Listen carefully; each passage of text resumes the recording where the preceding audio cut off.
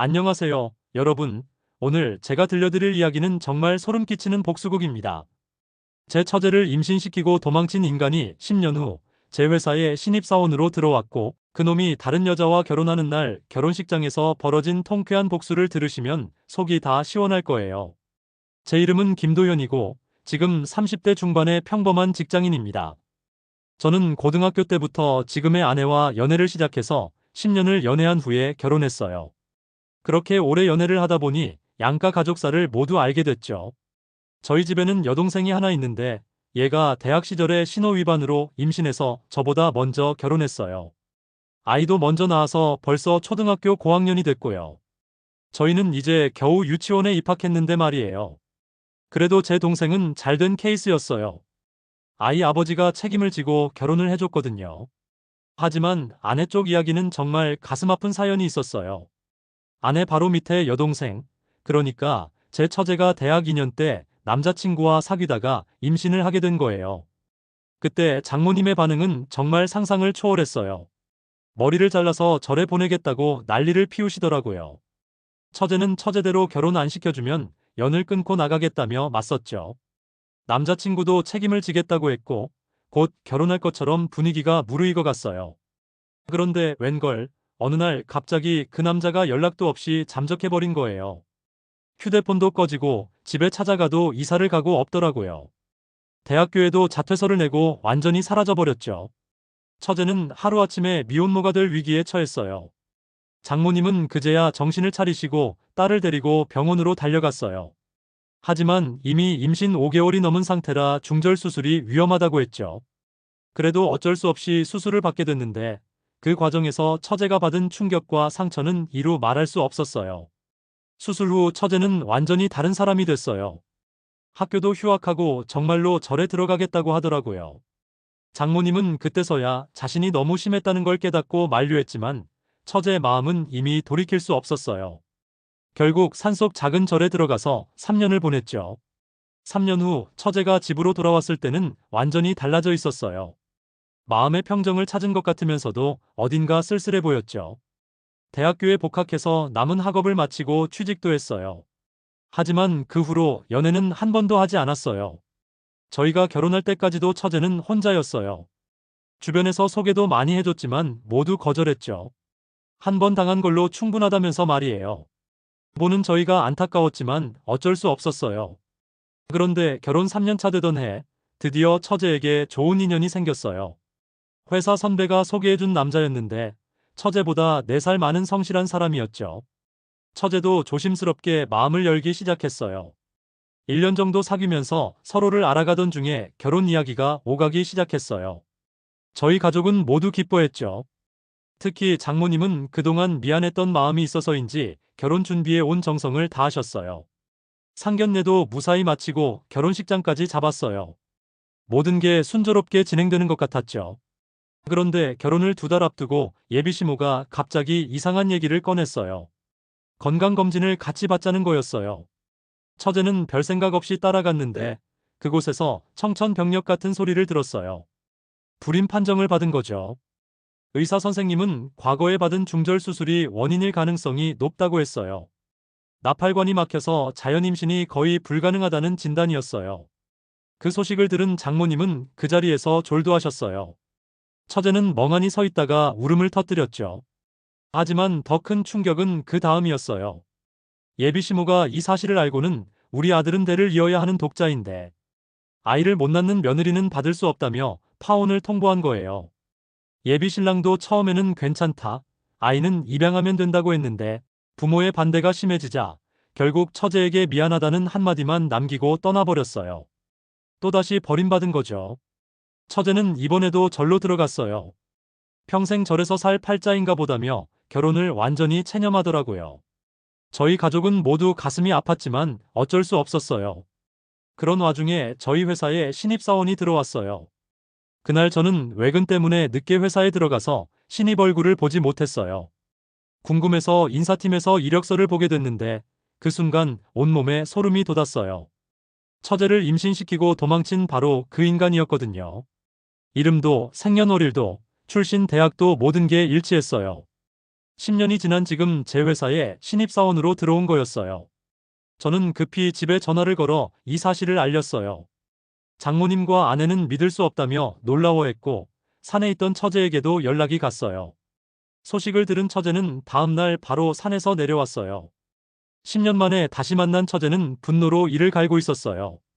자신을 불임의 몸으로 만든 그 인간을 가만두지 않겠다고 벼르더라고요. 장모님 역시 그날 밤 뜬 눈으로 지새우시며 복수를 다짐했어요.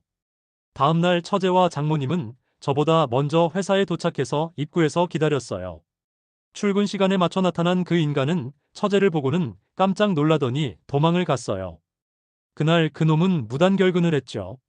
기다리던 두 사람은 씩씩거리며 돌아갔어요. 하지만 끝이 아니었어요. 다음날 그놈이 처제에게 문자를 보냈거든요.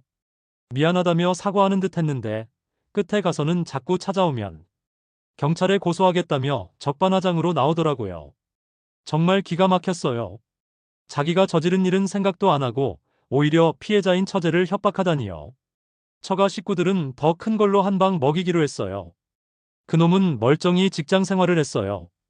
심지어 부서 변경까지 신청해서 저와는 다른 부서로 가더라고요.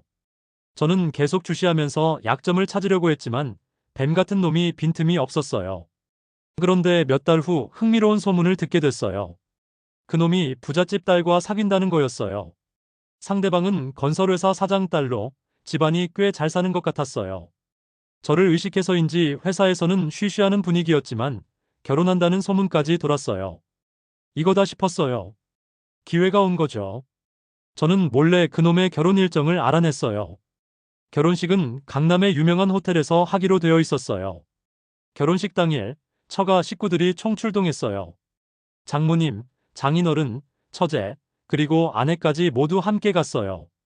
호텔 웨딩홀 앞에서 대기하고 있다가 신랑 신부가 입장하자마자 들어갔어요.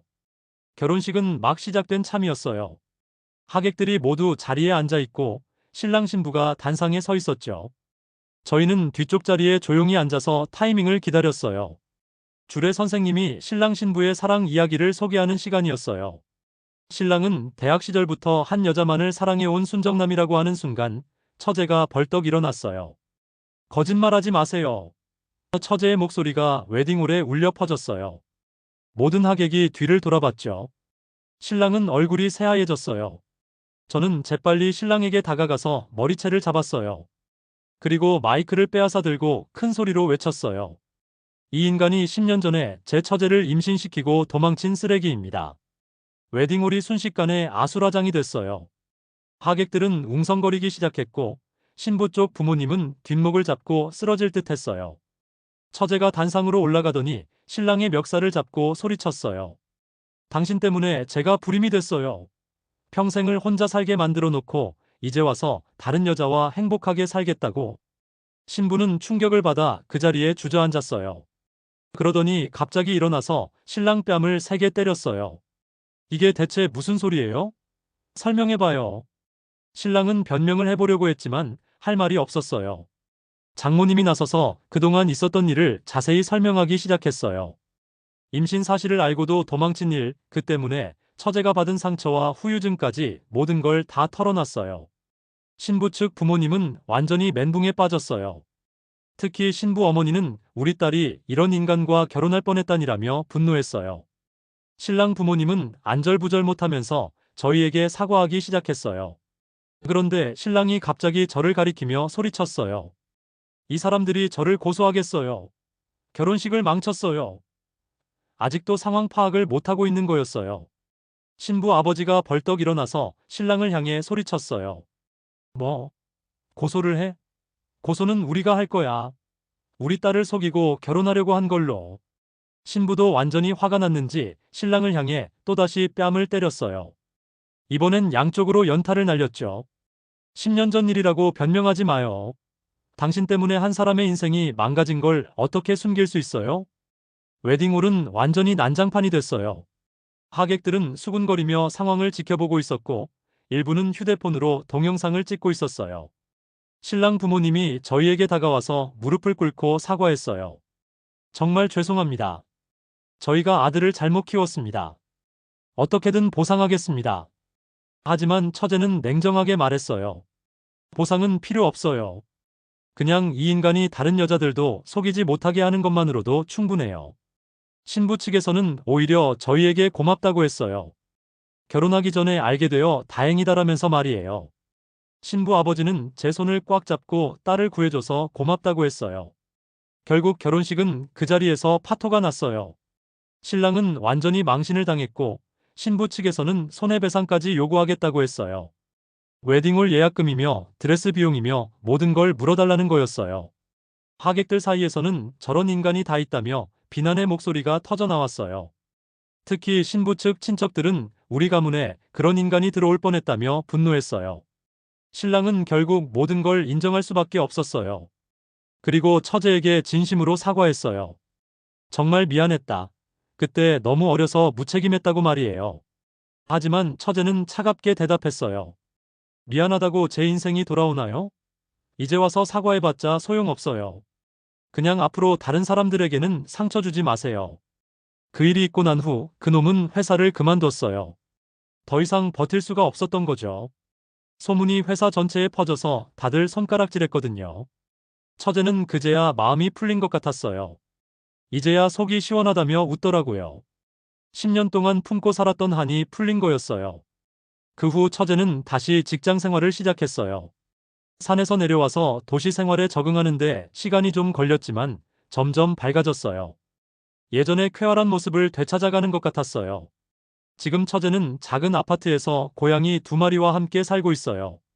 다시는 남자는 안 만날 거야 라고 하지만 예전보다 훨씬 편안해 보여요. 더 이상 과거에 얽매이지 않고 자기만의 삶을 살아가고 있어요. 가끔 저희 집에 놀러와서는 조카와 함께 놀아주기도 해요. 아이들도 고모를 좋아하고 처제도 아이들과 있을 때가 가장 행복해 보여요. 장모님도 이제야 마음의 짐을 덜으신 것 같아요. 그때 너무 심하게 했다며 계속 미안해 하시던 분이 이제는 잘 해결됐다며 안도하세요. 요즘은 아내가 처제를 부러워할 정도예요. 언니는 자유롭게 살아서 좋겠다면서 말이에요. 육아에 지친 아내 눈에는 혼자서 자유롭게 사는 처제가 부러워 보이나 봐요. 그런데 며칠 전에 흥미로운 소식을 들었어요. 그놈이 결국 사기 혐의로 경찰에 잡혔다는 거였어요. 다른 여자들을 속여서 돈을 뜯어낸 게 발각된 거죠. 역시 걔는 개구나라는 생각이 들었어요. 처제에게 그 소식을 전해줬는데 별로 놀라지 않더라고요. 그럴 줄 알았다면서 담담하게 받아들이더라고요. 이제 정말 그 인간에 대해서는 완전히 털어낸 것 같았어요. 돌이켜보니 그날 결혼식장에서 벌인 일이 정말 통쾌했어요. 10년 동안 쌓인 분노를 한 번에 다 쏟아낸 기분이었죠. 무엇보다 처제가 마음의 짐을 덜게 된 게 가장 좋았어요. 물론 그런 식으로 복수하는 게 좋은 방법은 아닐 수도 있어요. 하지만 때로는 직접적으로 맞서야 할 때가 있는 것 같아요. 특히 자신의 잘못을 인정하지 않고 오히려 피해자를 협박하는 인간에게는 말이에요. 지금 저희 가족은 모두 평화롭게 살고 있어요. 처제도 자신만의 행복을 찾아가고 있고 저희 부부도 아이와 함께 즐겁게 지내고 있어요. 그 한 건으로 모든 게 정리된 기분이에요. 가끔 처제가 말해요.